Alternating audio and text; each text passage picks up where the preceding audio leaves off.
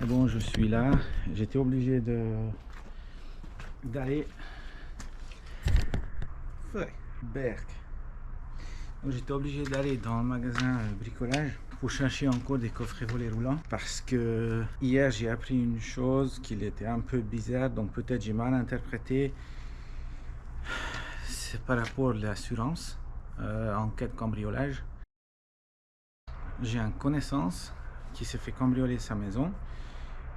Ils étaient en vacances et ils ont déclaré que le volet roulant n'était pas complètement baissé au moment de cambriolage. Il y a une fenêtre à changer qui va coûter à peu près 700-800 € et apparemment l'assurance ne va pas prendre en charge cette somme à cause du volet roulant.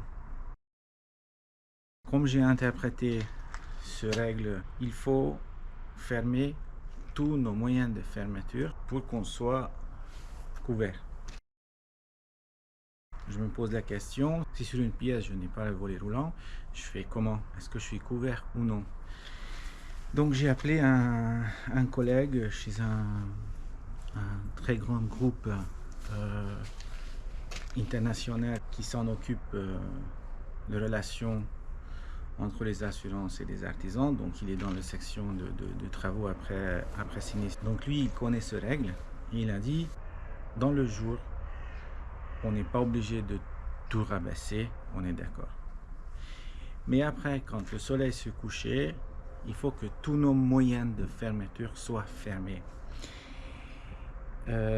Sinon, il faut que quelqu'un soit à la maison au moment du cambriolage. Et c'est là où je me pose la question quand ils disent les moyens de fermeture. Si j'en ai pas un volet roulant sur ma buanderie par exemple, est-ce que je suis couvert? Parce que la fenêtre est fermée, mais j'ai pas d'autres moyens. C'est plutôt cas par cas quand on parle une grande somme qui demande une expertise. L'assurance va tout faire pour dégager les responsabilités.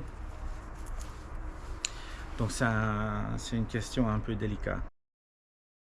Moi je trouve que sur la buanderie c'est pas la peine et c'est pas très beau de mettre un volet roulant.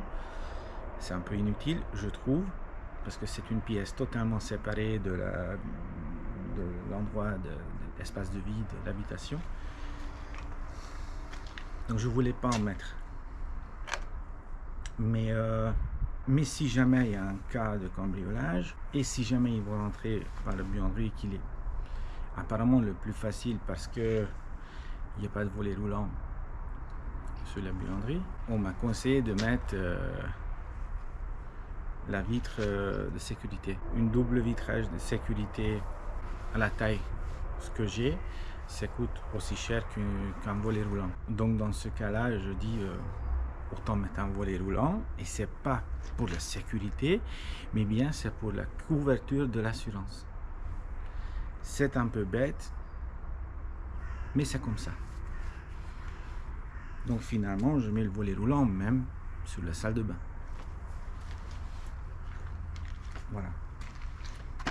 C'est juste pour que quand on n'est pas à la maison, je puisse rabaisser les volets roulants de partout et avoir la couverture d'assurance. Voilà.